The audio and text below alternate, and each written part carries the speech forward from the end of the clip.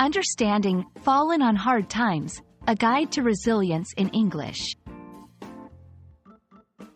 Hello, everyone. Welcome back to our channel. Today, we're diving into a very interesting English phrase, fallen on hard times.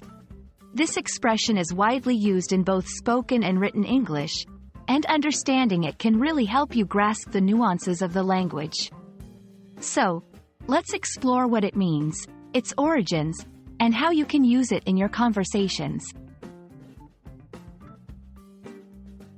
Fallen on hard times refers to a period in someone's life where they are experiencing significant difficulties, especially concerning financial or personal matters. It's a metaphorical way of saying that a person or group is going through a tough period. The word fallen suggests that these challenges were unexpected or brought a significant decline from a previous state of well-being or success.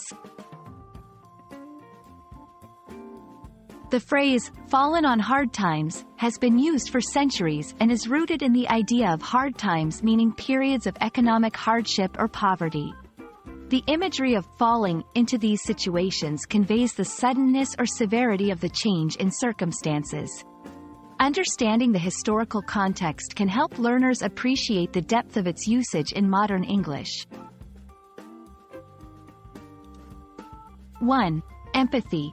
You can use this phrase to express sympathy or understanding when someone is going through tough situations. Example: I heard John has fallen on hard times since the company closed. 2. Personal narratives. When sharing your own experiences of difficulty, this phrase can add depth to your story. Example: we've really fallen on hard times, but we're sticking together as a family. 3. Literature and media. Recognize and understand this phrase in books, movies, and news articles, where it's often used to describe characters or societies in distress. We hope this video has shed some light on the meaning and usage of fallen on hard times.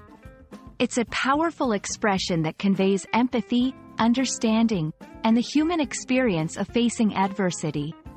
Remember, learning phrases like this not only enriches your vocabulary but also your understanding of English-speaking cultures. Thank you for watching, and see you in our next video.